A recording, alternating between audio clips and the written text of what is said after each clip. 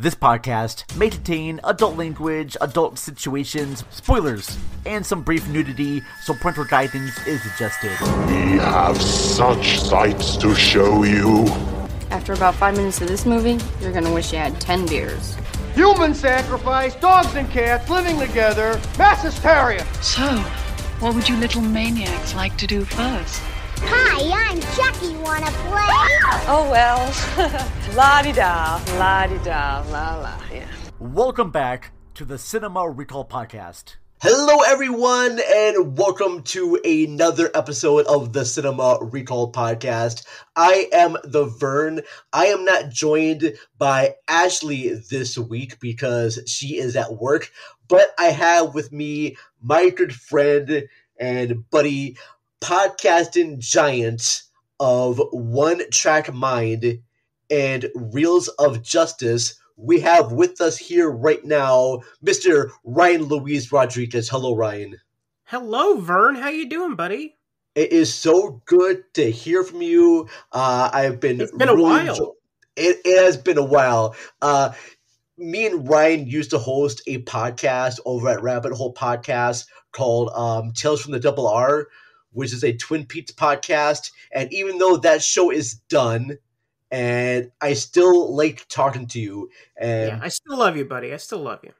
I'm still happy that you're on here to talk about Yorgos Lanthimos' movie Poor Things, because we're doing our Yahoo for Yorgos series. So thank you very much for coming on to the show. For the ultimate episode. The ultimate. Well, we're gonna. I do want to ask you this. No, I'll wait till the end of the episode because I do have one more thing I want to ask you. But tell me, you have been doing so good at your One Track Mind. I listened to the episode on The Love Witch with your lovely lady friend Isabel. That was a great show. Oh, thank you.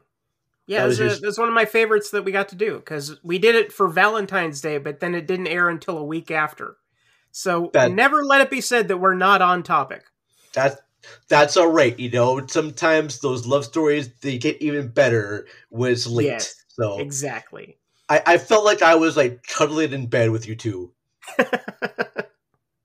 You're always invited, Vern. You're always invited. I felt the love there. All right, I did. I felt like I was your little dog that you just keep in like the end of the bed. I'm just there to keep your feet warm. Is what I do. Right. That's what the food does. We appreciate it. Oh, we appreciate it.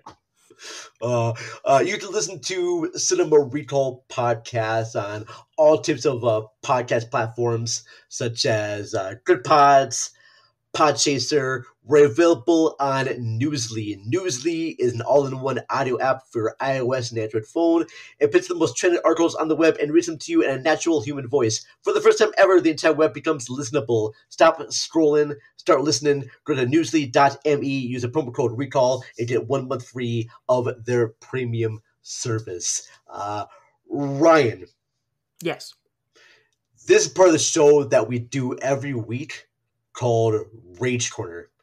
Rage Corner, brought to you by the gents over at the Film Rage Podcast.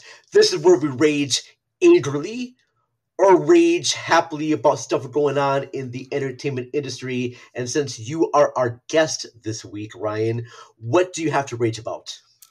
I have to rage about the motion picture Madam Web, which came out 2 weeks ago, I think. Okay. And yes. it's part of the adjunct Sony Spider-Man-less Spider-Man universe, where they take characters that have something to do with Spider-Man and then take Spider-Man out of them, because that makes perfect sense. So far, we've gotten Venom, which sucked. We got Morbius, which sucked. And now we have the worst of the bunch. We got Venom, the Venom 2. Venom. Yeah, I was deliberately leaving that one out because it has some cute moments, but Madam Web is the worst of these movies. Oh my god. It's set in 2003, and yet it's worse than the superhero movies that came out in 2003. It's worse than Daredevil. Let that sink in, folks. Worse than Daredevil. Was Daredevil that bad of a movie? I don't know now. I loved it when it came out, but then we rewatched it for Reels of Justice, and I was sitting there the whole time like, I like this then? Like, what a dumb kid I was. Oh my god. Even though it's not connected in that same universe, what about Catwoman? Is it worse than Catwoman? Catwoman's fun. That's the difference. Madam Web is a slog. It is 2 hours long, and you feel it every 5 minutes when you're like, okay, this would be a good time to wrap up movie. Yeah, now would be good too. Nope, you're not going to do that? Okay, well, how about now? Catwoman is so batshit crazy that I kind of admire it. Whereas Madam Web, I look at it and I'm like, this is not acceptable. You cannot put this in a movie theater. No, this is a direct-to-video at best. Is it trying to be campy? Is it trying to be serious? It's not. That's what they'll probably say in 5 years. That, oh, we were intentionally bad. Yeah, we did this on purpose. No, they didn't. Don't listen to anybody who says that this is an ironic masterpiece. This movie is bad. It doesn't know that it's bad. It's awful. You know, I hear the bad reviews about this movie, and I'm not going to pay to see it in theaters. But that's wise. That's wise. If it comes to a streaming network and it's around, I will probably watch it. If it's not It'll be on Netflix. It'll be on Netflix in 2 months. All right. I have to wait for that because I have my roommate's account that I can watch it on. Well, so don't let them hear that. They're going to crack down on you. Sorry. I'll leave that part out right there. Don't need to. Yeah. Because I saw trailers for this and I'm thinking maybe it just doesn't need to happen. I like I knew Johnson. It was going to be terrible, though. That's the thing. And then I'm glad that I have the AMC A-list. So technically, I did not pay for a ticket to go see it. Technically, they got my money at the beginning of the month. It doesn't matter what movies I see. They don't care. Nobody cares. So thankfully, I did not plunk down $20 to see this in a Dolby Cinema theater. I paid $0, and I had shitty popcorn, and the popcorn was the best part of the movie. The only thing that would get me to see this movie is because of Dakota Johnson. I did like the new Suspiria with her in it, so she is out of her depth in this movie. She cannot carry a major motion picture. I'm sorry to say. She's a very beautiful young woman. I'm sure she's a talented actress. You cannot tell in this movie. It seems to me, too, when you watch like press junkets with her about this movie, she doesn't really give a shit about the hate this movie's getting, which I kind of admire a little bit. I mean, as a person, I'm behind her 100%. As an actor, I don't know how I feel. That's fair. That's totally fair, Ryan. All right, that's a good race corner right there. I saw a movie that makes me think Madam Web may not be so bad. I just got done watching the movie Bottoms. And I hated this movie. Oh, you're crazy. So much. This movie's great. I thought this movie was just absolutely just dog shit. I hated the characters. I hated the storyline. I will say this though, after the first 10 minutes, 5 minutes of the movie, it's about these two outcasts who start a fight club to get with the cheerleaders. That's the initial concept of the movie. And I found both the lead characters, actors in this to be just horrible people. Just horrible people. I did not like the tone this was going for. Yeah, I just thought this was... It's the new Heathers. What are you talking about, Vern? It's great. God, it's please great. No, it's God. So good. They said that about Mean Girls being the new Heathers, all right? And oh, God, no. No. No, Jennifer's Body is better than this, all right? Well, that's close, but Bottoms is great. Agree to disagree, man. I just could not stand this. That's fair. All there. That's fair. Sorry, I may be in the minority too. And who knows? You know what's funny too? I'm gonna watch Madam Web and be like, that movie's amazing. How come you didn't like this movie? This movie's fucking great. It's so You'll be trying it on Reels of Justice in 5 months. You probably will be. And I'll have to go against you, and I'll have to lay the smack down. That's okay. Yeah, that's right. I say, if you go against Ryan on the Reels of Justice podcast, make sure you get all of your facts and all of your case notes together well, because Ryan here is a fucking shark. He is like a legal shark when it comes to movie defense or movie prosecutions, and he'll I'm a bitch. Apart. I'm a total bitch. I don't deny it. Oh, love it there. But yeah, I'll make sure I'll post links in the show notes about where to find both Reels of Justice podcast as well as One Track Mind. Your episodes on One Track Mind are really good. I love your Ryan's recommendations. I love the fact that in One Track Mind, you give kerplunch and you give respect to audio commentaries. It's very cool. I learned a lot from listening to your show. And that's very sweet. Thank you. It makes me want to go back and like rewatch movies with the commentary tracks on there as well. I plan on rewatching The Love Witch with the commentary from Anna Biller. It's a great track. So good. She's so knowledgeable and does literally everything in the movie. Like, Anna Biller is the best. She's amazing. She's only made just 2 movies too, which I find right. And she's been working on one for like 5 years, and I keep waiting for it to come out. But I don't even think she started shooting it yet, and I can't wait anymore. I love her movie so much. It's like Bluebeard's Castle, and she wrote the novel that's released right now. And then, it is? That's out there? Yeah. Okay, I gotta go find that. And I think that's what she's gonna use to make the movie out of is that. So. Oh, I can't wait to read that then. That's very cool. Well, Ryan, thank you very much. We are going to take just a small little break right now to play some ad spots from some amazing podcast shows, and then we will return, okay? Okay.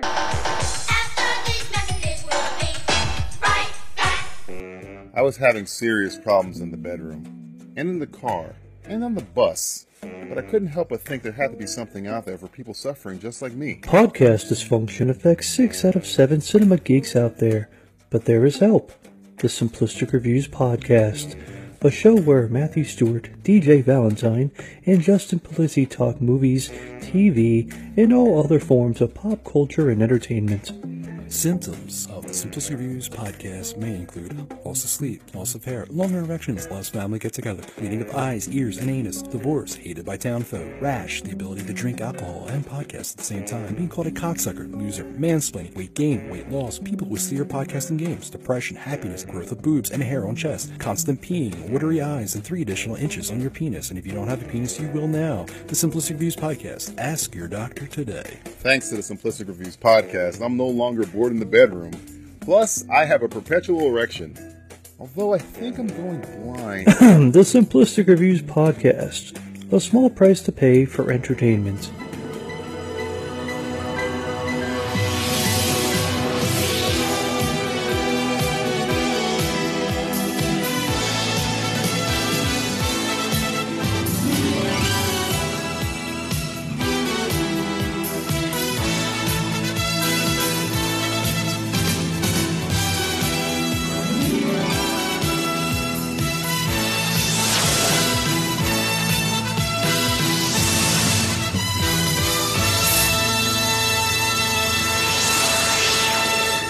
And we are back, Cinema Recall Podcast. Thank you very much for listening. Let's talk about Poor Things. Here is a trailer. I have a surprise for you. Get in. Poor Things is unlike anything you've seen. A woman plotting her course to freedom. Delightful. It's hysterically funny. Oh. An incredible cinematic experience you won't soon forget. There is a world to enjoy, traverse, circumnavigate. It's the best film of the year. We more. One's enough, anymore's too much. Poor Things, rated R.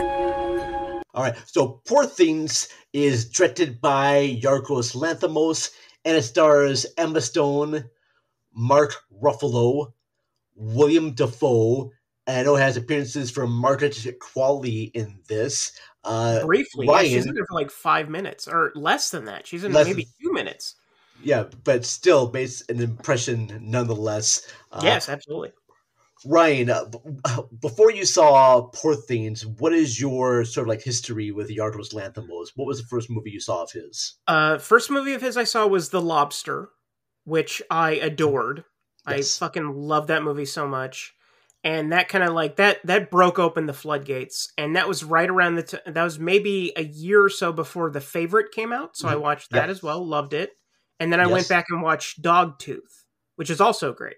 Yes, but I think my favorite of the bunch would be The Lobster. But I was expecting kind of a melding between The Lobster and The Favorite, and I think I kind of got that. I think that's, if you look at it on just like a textual level, I think that's a pretty close description of what Poor Things is. But it also goes into crazy Tim Burton land, and it's definitely amped up from those other movies. Yeah, and you're right about that. I'm going to read really quickly from the IMDb description about Poor Things because I have a hard time trying to describe this movie using my own voice, okay? Oh, you too? I have that problem every week on One Track Mind. See, I just so according to what I'm looking up on the Google Sphere and the IMDb, it says here, brought back to life by an unorthodox scientist, a young woman runs off with a lawyer on a whirlwind adventure across the continents. Free from the prejudices of her times, she grows steadfast in her purpose to stand for equality and liberation. I been a fan of Yorgos Lanthimos ever since I saw Dogtooth. Was that your first? Think that was my first one I saw of his was Dogtooth, and then I did see The Lobster because Lobster's like, oh, he's doing his first English language, first movie.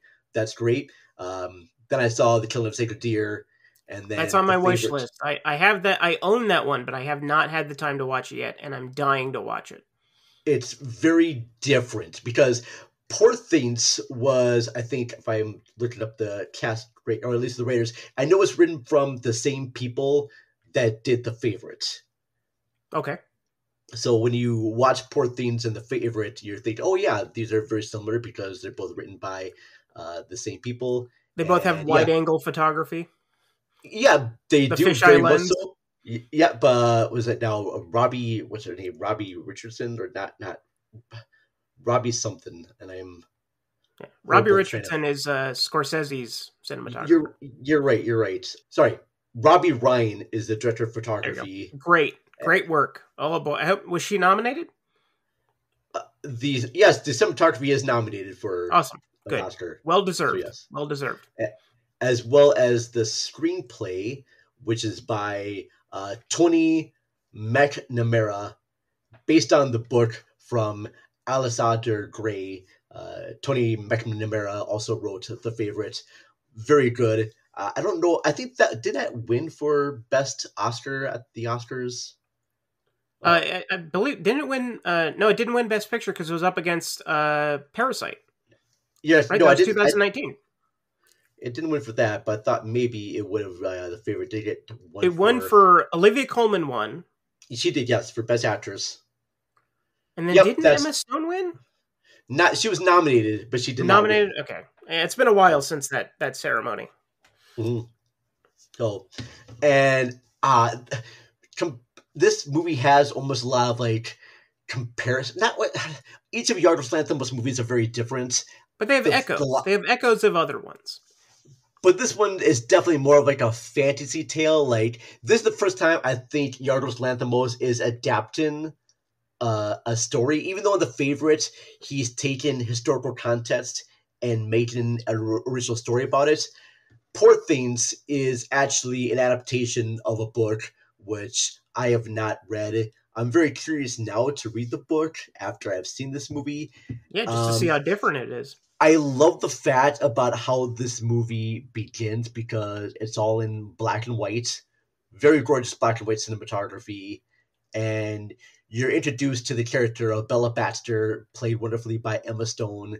And Bella Baxter is this new being. She's just been created by William Dafoe's character, who she calls God. And I don't want to get into details about how she was created because I kind of want to save that for people who haven't seen it to actually watch it. And even though it's not like a huge spoiler, it still feels like... It's a shock. When you hear it, it's a shock. Yeah. But you understand why this person is the way it is. I just tell people it's a Frankenstein story.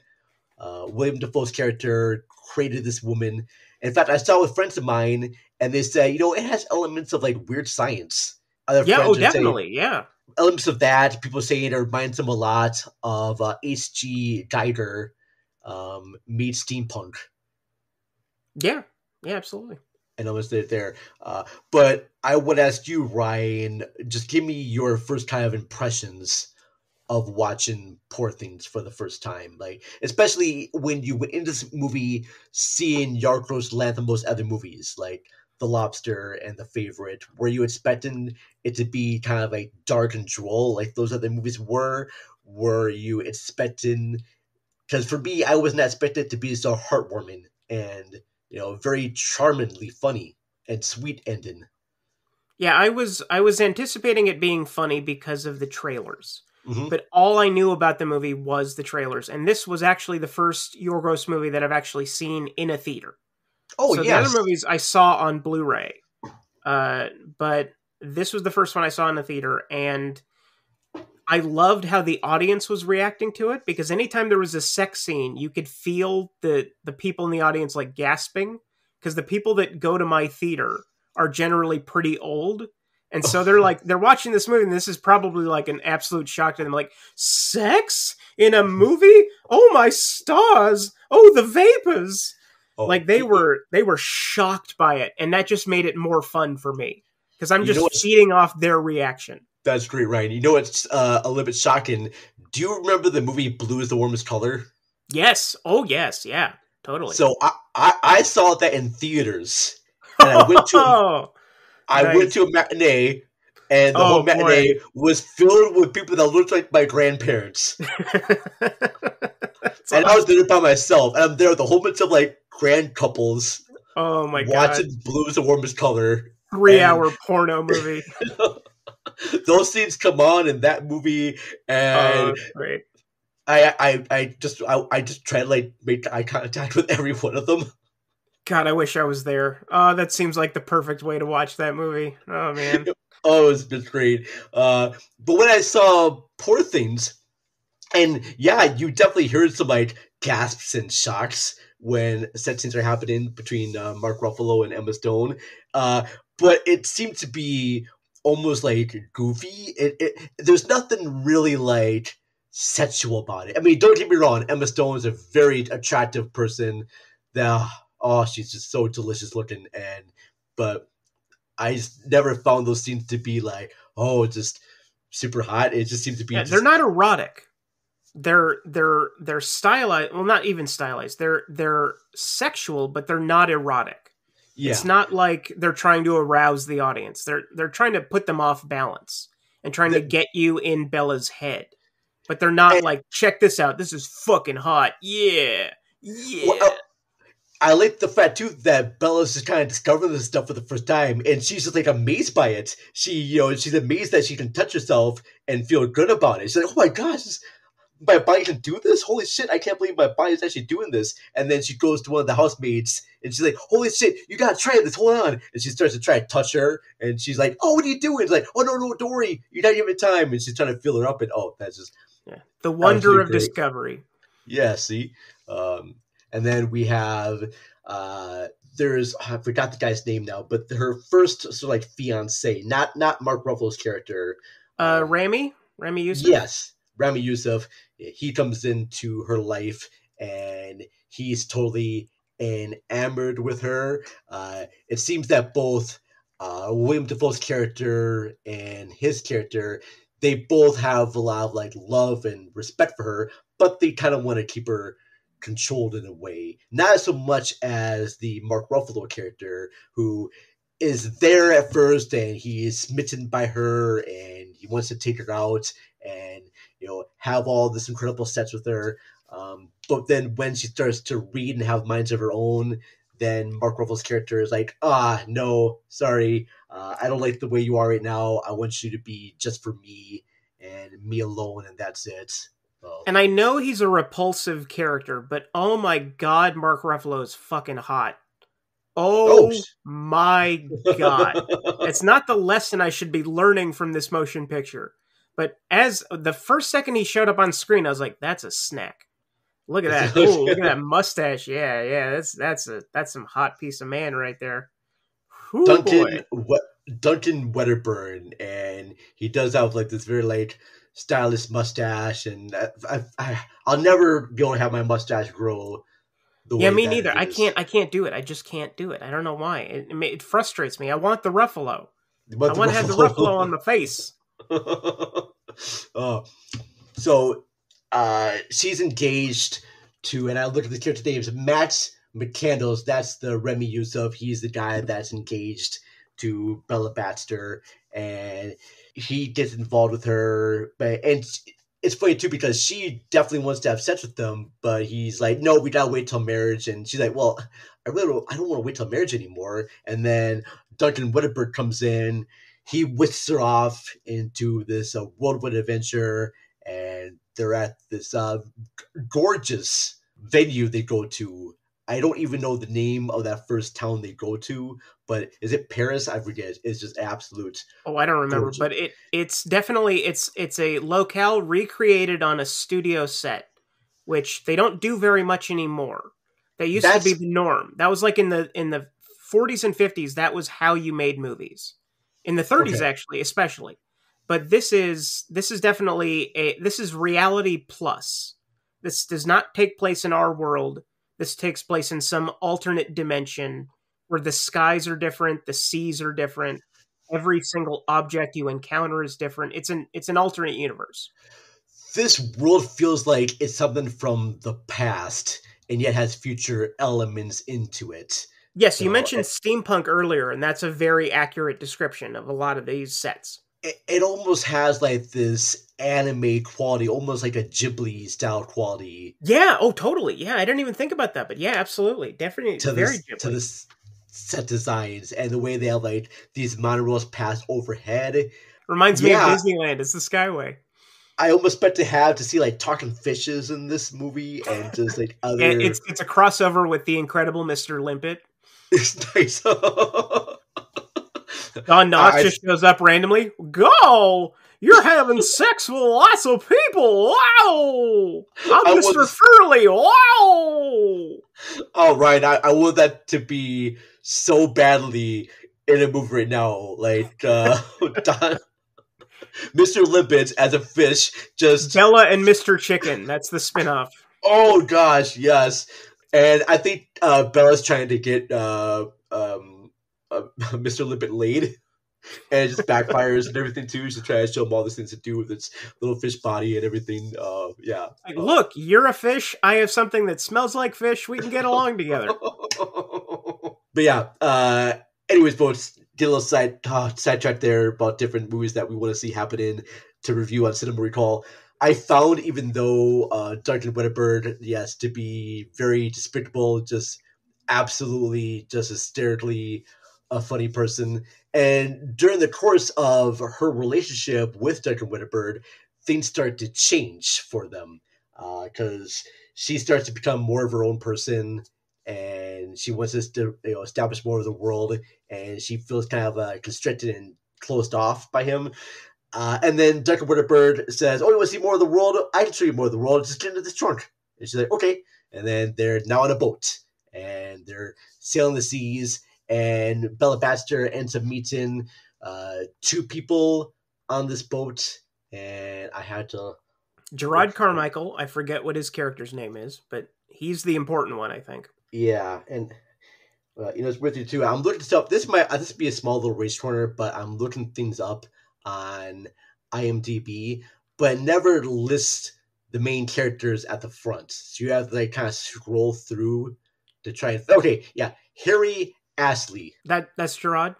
Yes, that's Gerard Carmichael. He's a character of Harry Astley.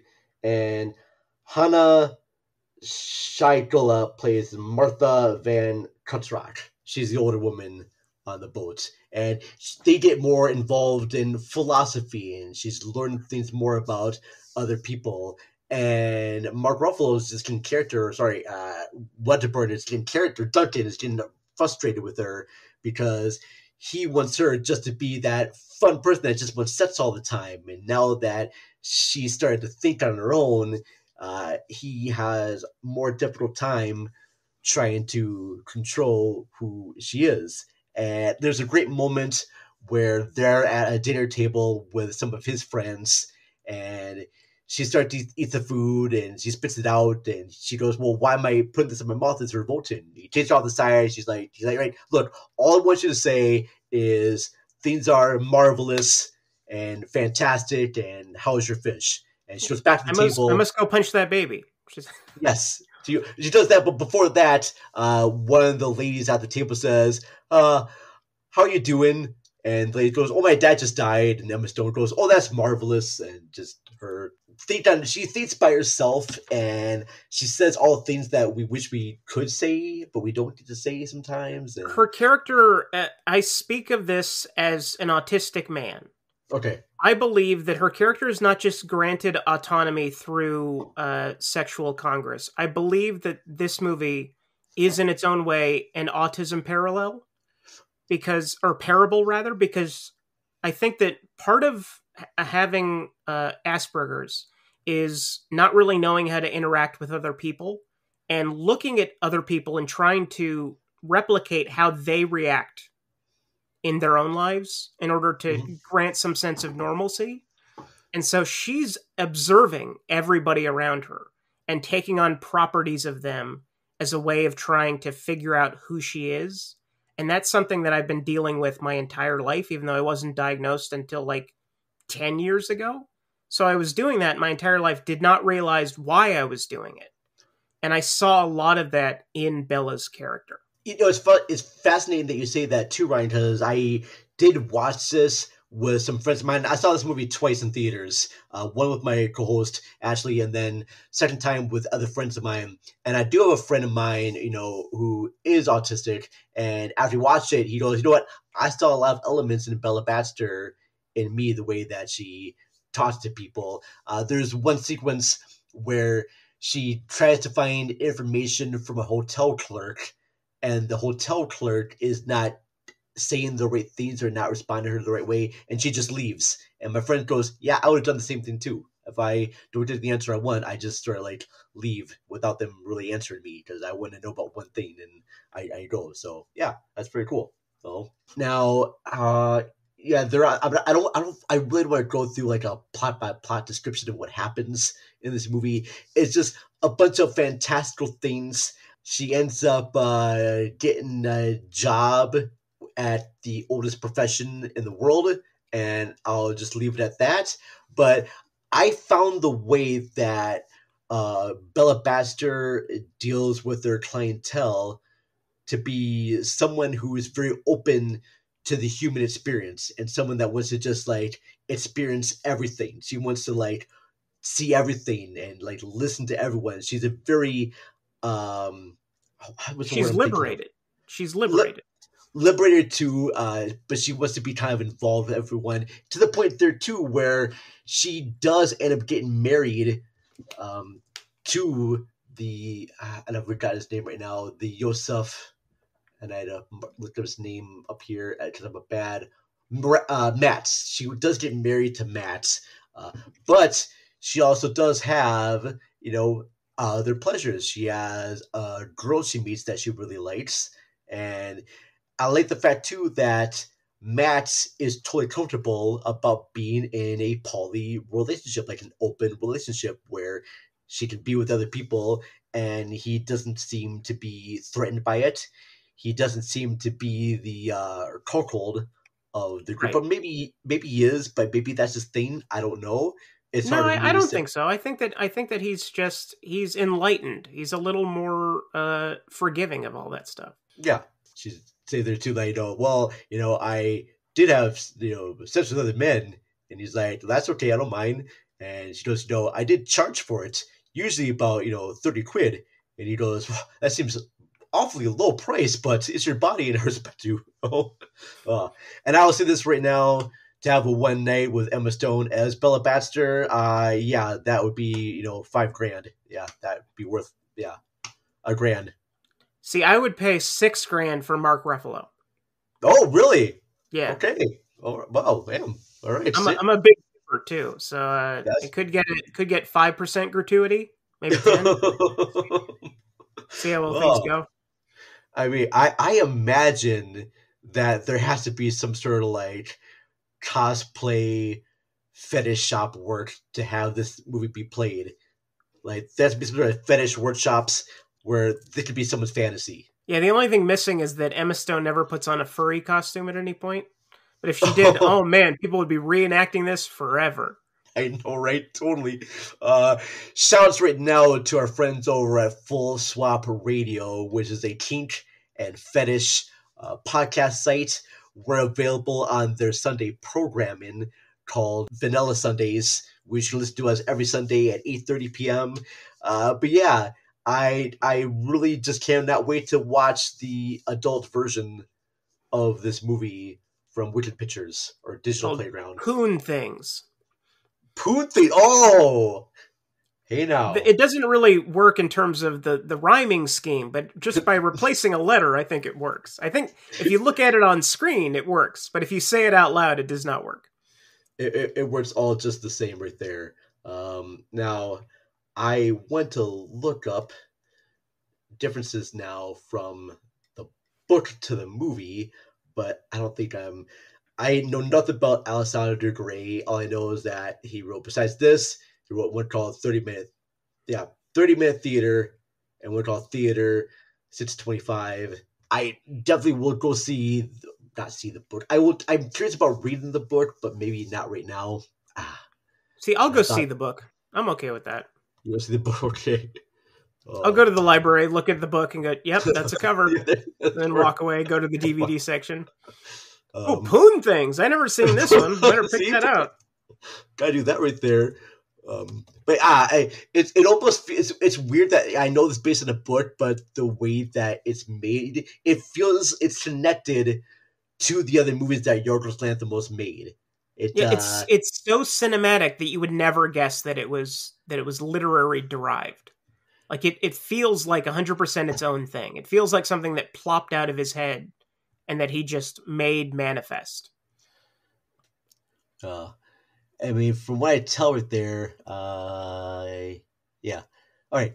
So, okay. So here's the thing here. So, where's my plot? Oh, so it doesn't have to say about. Here's the plot of what it says about the Book of Poor Things, real quickly.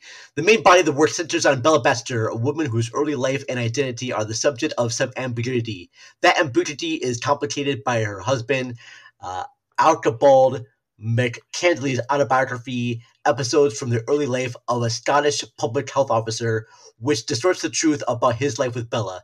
He claims that she was a corpse resurrected by McCandless's colleague, the scientist Dr. Goodwin Baxter, who had her, I'm not going to read that part, result in having, while designed to Bella's companion, her sexual appetite caused her to pursue other men, including McCandless, a foolish lawyer named Duncan Wedderburn, with whom she elopes. And so, yeah, it kind of follows a lot the same plot of it. It's just the story. Weird, because it does not feel like a book. That's the crazy part, is that it feels like a movie. Yeah, but the book is like, it's a book within a book. Like, the book is telling you the autobiography of this one character, and he's telling you the story about this woman. It's like a William Goldman novel, basically. It's The Princess Bride. Yeah. So that sounds very... I'm very intrigued now, because the book came out in 1982. Whoa. That's pretty old. It's pretty old. That's only 6 years old, younger than me. Oh my God. Yeah. That was a little baby right there. But it almost, when watching this, you almost, I'm trying to imagine how this movie would look with a different director, or someone went with their own look of this, and how it would be. You mentioned like Tim Burton. And I think Tim Burton would not make it with the sex, but it would look exactly like that, minus the fisheye lenses. I think that the production design would look exactly like this. The costumes would be from, what's her name? Colleen Atwood. They would be Colleen Atwood costumes. It would be a Caroline Thompson script. But it would look exactly like this. I would say he would not even use Danny Elfman's music, but Shirley Walker's music instead. Yeah, So, and I don't want to say to people that this movie is only good because of its set scenes. I mean, oh God, no. That's the least interesting part of the movie. it's a weird thing to see because a lot of people are talking about the set scenes just because they are okay. When you see the set scenes, they're full. I wish they were longer, but you are definitely seeing Emma Stone and Mark Ruffalo do many positions with each other. You know, doggy, cowgirl, missionary, whole bunch of things, and very kind of like graphic details. I love Emma Stone's orgasm face. That's like my favorite thing in the world. I want to put that on a t-shirt and just wear that everywhere out in public because I just think it's an absolute work of art of what she does with her face when she's orgasm, and I am completely envious and jealous of anyone that gets to be around that and sees it for real. I'm sure it's just acting, but it's a wonderful absolute performance, and it's one of the hottest I've seen in a while. But as I mentioned before, it's all kind of like goofy. There are some elements where she's having sex with someone, and they bring a lot of humor back to the set scenes, which I'm very happy about when they do that, because a lot of times sex is just very kind of funny, and it's ridiculous and silly, and it's not as like sexy and erotic as you see in movies a lot of times. It's just in blue is the warmest color, like that. Yeah, that's hot. That movie was hot. That is true. Léa Seydoux? Come on. Yeah. Oh my God. Talk about a beautiful woman. We're talking about Emma Stone, but I want to talk about Léa Seydoux. Léa Seydoux is one of my all-time crushes. Oh my God. Oh God, yeah. Well, shit. Now I got an idea about who I want to have do a topic on is Léa Seydoux.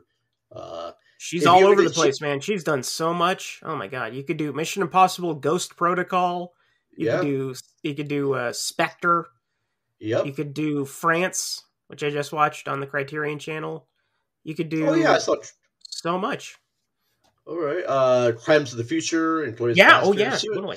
She's also in The Lobster, which is... Yeah, that's right, yeah. If you ever get a chance to read the comic book of Blue is the Warmest Color, it's really good. And I like the storyline better in the comic than I did in the actual movie itself. So wait, is it based on a comic, or is it a comic adaptation? No, it's based on a comic. The movie is based on a comic.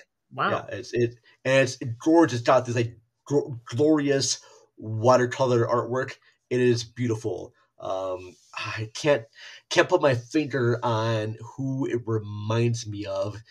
Like if it was animated, it would remind me of the Triplets of Belleville, that kind of style. Okay. If it was to be animated, it was very good. Poor Things is a book that I will definitely watch. This is a movie that I need to watch more of it again because it's a very confusing movie. Watch it, not so much watch it. You can understand the characters and everything they're going through. But what makes it kind of like really odd and shocking for me as a viewer is that you start to really get yourself connected with Bella Baxter, and you start to agree with everything she does have to say about the world. And I tell people this, even though they're very different characters, I think that Bella Baxter may be a more feminist hero than Barbie is. I don't know if you agree or disagree. You know, that's a fair point to raise. I would say that they're about even. Sure. But I think that the message of autonomy is stronger in Poor Things. But I think that as a movie, I think I prefer Barbie. That's fair. You know, and I know I watched some critics saying that Barbie is a great gateway message about the patriarchy and, you know, how women need to be like respected more. And then Poor Things kind of takes it, elevates it more. Like Poor Things is like the college thesis of that. Barbie is the training wheels version. Yes, very much so. But yeah, because I totally liked Bella Baxter's openness about everything. She's upfront and honest about what she wants. She's like, hey, you know what? I want to be with this person, and I want to try this right here, and maybe just go back and do some of this right here. I've never been with a woman before. Let me try this. Okay, you know, and yet she still remains kind of like loyal to her husband, and that's to say, hey, you know, people, you can actually have these types of relationships and still be loyal and still love people and have that type of devotion you have for other people. Yeah, it just found to be, it's a very new thing. Your body and spirit are different. They do not need to be shared. I feel like now with this movie getting over like 11 Oscar nominations, that it's sort of like opening people up to these new ideas, and it's starting off slow. And I think that if this was not Lily Gladstone's year, Emma Stone would be taking home the Oscar for Best Actress. Okay, see, I still think that I still think Emma Stone's going to win that Best Actress Oscar. Oh, you're so wrong. No, this is Lily's year. Lily's got it nailed down. You see, okay. Did she win the SAG Awards? I believe she did. She did. She did. I know she won the Golden Globe. She did. Yeah, she did win Golden Globes. Okay, that's.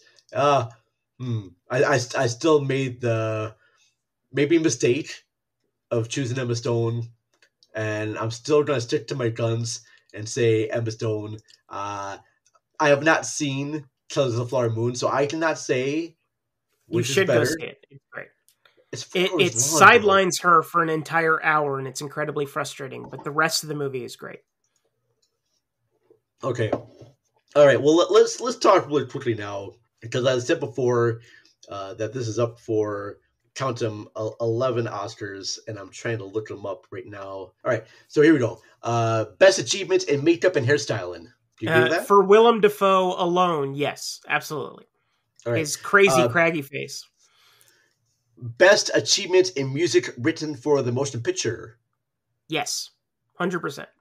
All right, let's see now. Best achievement in directing. Yeah, absolutely. Not one of my top 5 picks, but of all the people nominated, that's fair. Okay, all right. Is being nominated for best actor in a supporting role, Mark Ruffalo. Hell yeah! He is up against Robert Downey Jr. Yeah, Downey's going to win. Unfortunately, Downey's going to win, but Ruffalo's fucking great in this movie. What? Ryan Gosling's not going to win for Barbie? He's supporting? I thought he was lead. No, but Ryan Gosling for supporting. I would vote Gosling, but I think Downey's going to take it. Because he's been sweeping through all the awards for the past 3 months and just fucking winning everything. It's nominated for best adapted screenplay.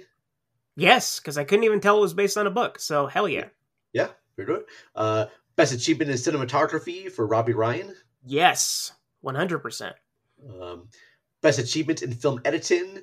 Another Yorgos name, Yorgos Mavropatis. Mavropatis. Yeah, Yorgos 2. Yorgos Dos is a film editor. Yorgos the Deuce. Yorgos the Deuce, yes. And then production design. Yes. James. Oh yeah, I would pick this. I would actually pick. It's a toss up of this over Barbie, but I think I would pick this. Barbie is so good. Barbie has some incredible production design. That's the problem, is that these are neck and neck, man. That's a tough. Oh my god, it's a really tough one. It's got to be either one. I think I know in polls. I think I did choose Barbie, but I would be just as happy if this one too. I would not be upset because they both do just incredible works. I would vote for Barbie just because I want Barbie to win something other than Best Original Song. I do too. I'm worried about that. Do they even have People's Choice Awards anymore? Yeah, they do. They do. Okay. Well, then Barbie did another award for that, which is fair, because I thought the whole thing, the Golden Globes doing the whole the best movie that won $1 million or whatnot, was just a bullshit consolation prize. Yeah, absolutely. And then finally we do have a best achievement in costume design, Holly Waddington. So yes, 100%. Oh, it did win some BAFTAs. Okay, hey, it won for best film at the BAFTAs. That's cool. I think it won best comedy at the Golden Globes, didn't it? It did win best comedy at Golden Globes. Emma Stone for best actress at the BAFTAs as well. Critics' Choice, best actress Emma Stone. I'm still gonna say she's gonna get her second best actress win with this one. I think Lily Gladstone will have her time another year, Ryan. Oh, no, you can't do this to me, Vern. You can't do this to me. No, you can't take it away from me. No! You're going to have to have me back on in a month so I can yell at you for being wrong. Okay. I will totally welcome that at any time. But I will say this, with Poor Things may be Yorgos Lanthimos' most like widely audience pleased and accepted film. Like, if you've never seen a Yorgos Lanthimos movie before, I recommend people to watch this first. Like, because I know a lot of my friends did not care for The Lobster, and they hated The Killing of a Sacred Deer even more. Crazy people. I know. The Favorite is the other one I would show them. It's between The Favorite and Poor Things. I think I'll show them The Favorite first.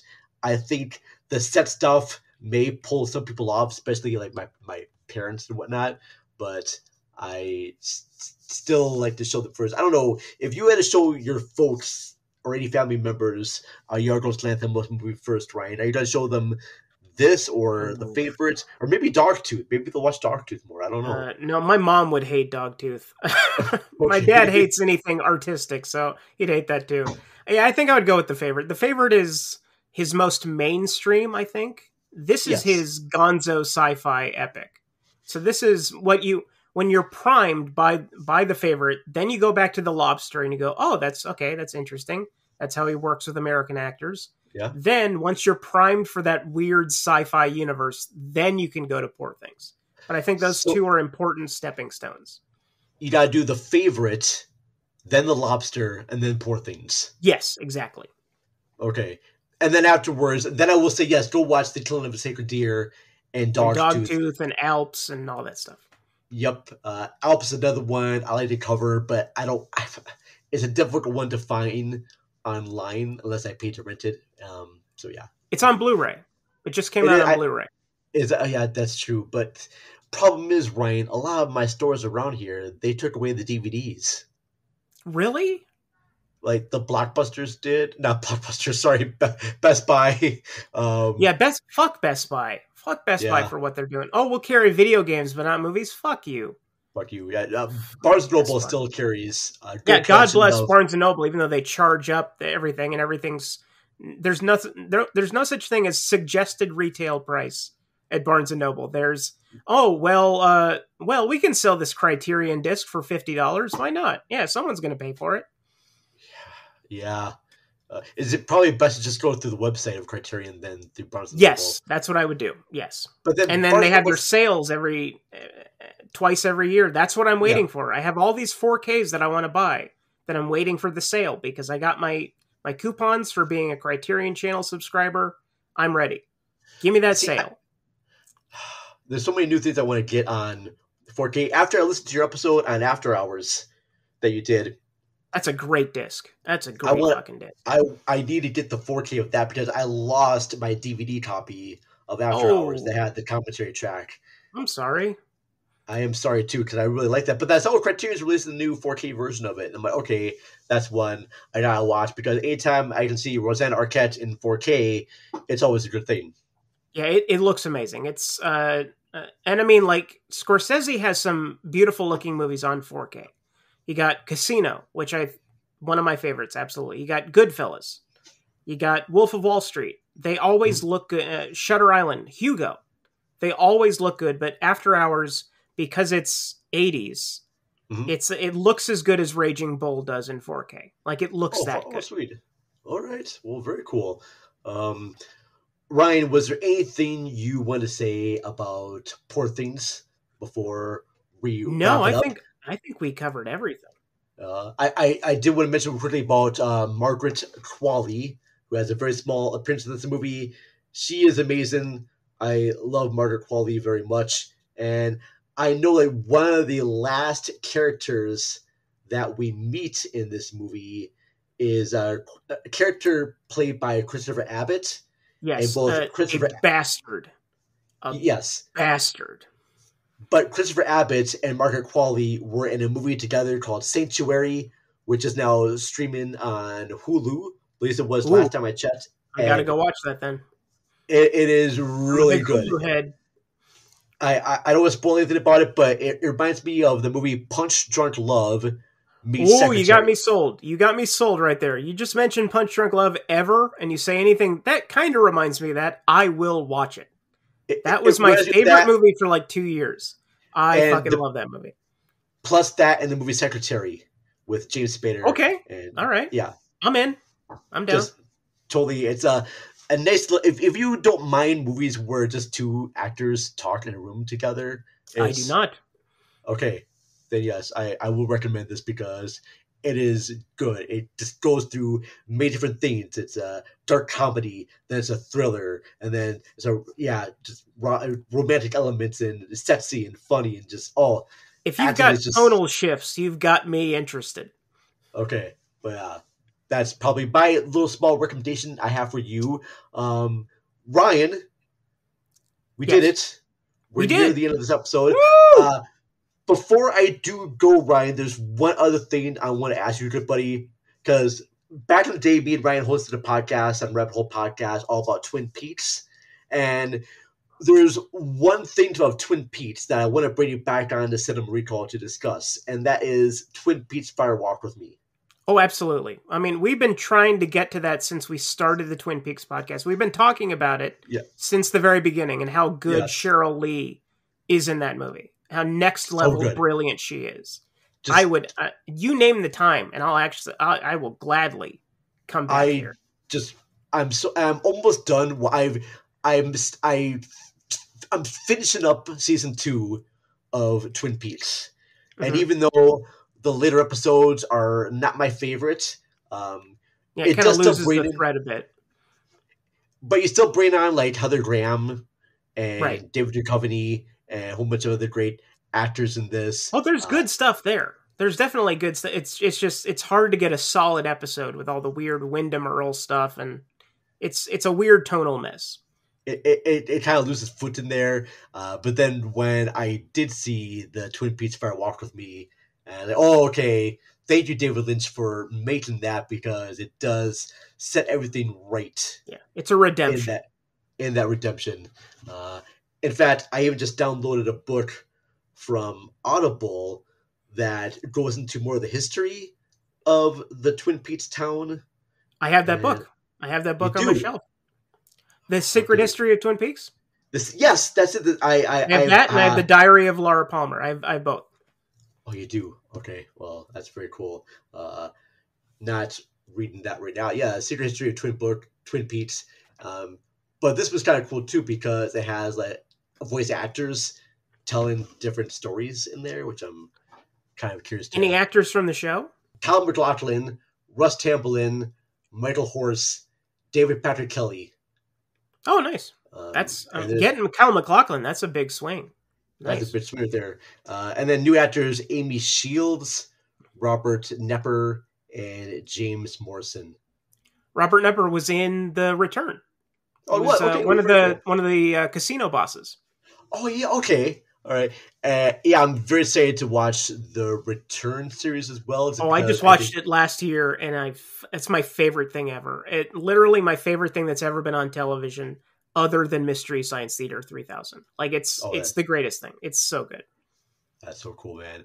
Before I do go, Ryan, thank you so much, man. Can you do me a favor, man? Just plug what's going on with One Track Mind and Reels of Justice. I didn't talk much of Reels of Justice about the upcoming court cases you have with this. Including you. You're coming up soon. Oh, that's right. I am. I'm coming in March, right? Yeah, March 12th. Yeah, that's right. I'm coming on there to defend Indiana Jones and the Dial of Destiny. Ben has been waiting for this case since the movie came out last year. Oh, shit. The second that movie came out, maybe 2 or 3 days after that movie came out, he texted us and he said, guys, we have to do Dial of Destiny. And I have to prosecute. So he has been waiting, my friend. You better have your shit in order, because he's gonna bring the fire, man. You gotta be prepared. I have faith in you, but you gotta be prepared.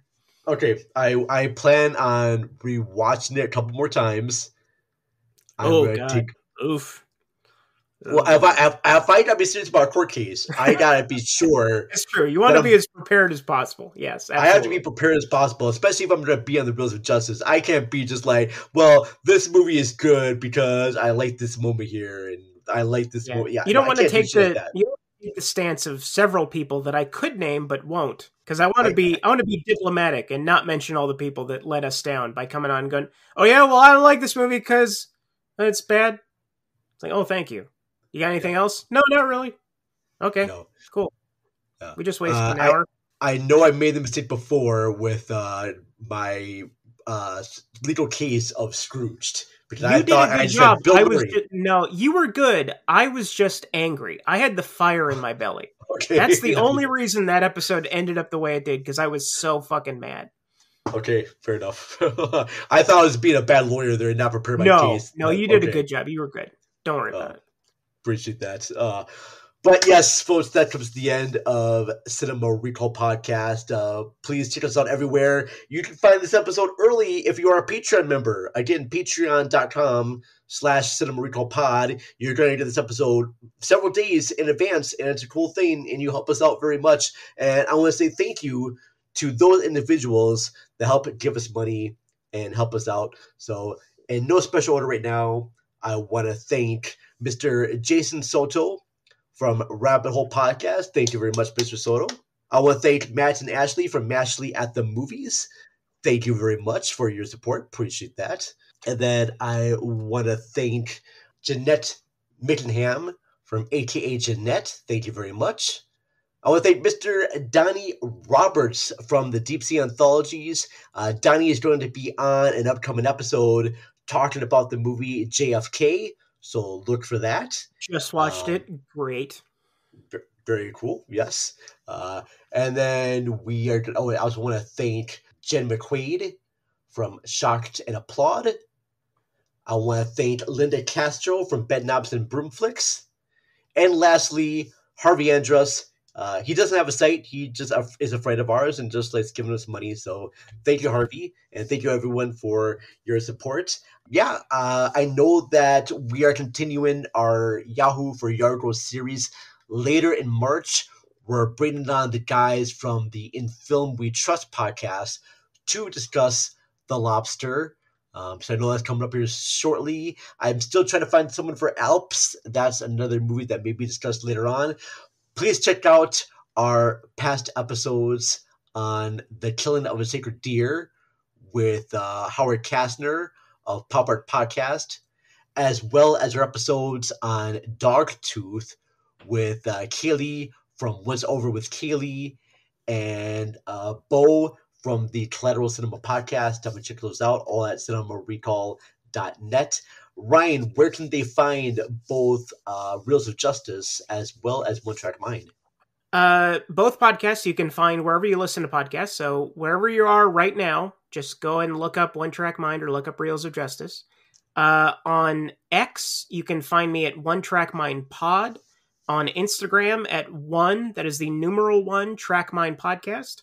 One Track Mind on Blue Sky. And you can find Reels of Justice at Reels of Justice on Instagram and X and Facebook. And I have a Patreon page at patreon.com/OneTrackMindPodcast, where you like this show, you can get every episode early and exclusive bi-weekly bonus episodes. Very cool. As for our social medias, we're available on Twitter. It's Twitter. I'm not calling the other name. Twitter at Cinema_Recall. Facebook and Instagram, Cinema Recall Podcast. Otherwise, just type in Cinema Recall and you can just find us everywhere you can. Please leave us ratings and reviews on your favorite podcast platform. It really helps everything out. And that's it. That's all I have to say right now about the Poor Things and Yorgos Lanthimos and Cinema Recall. And I have a little outro here. Thank you, everyone, for listening. And we will see you all soon. Bye-bye. This podcast is a proud member of the Lamb Podcasting Network. Find the network at largeassmovieblogs.com.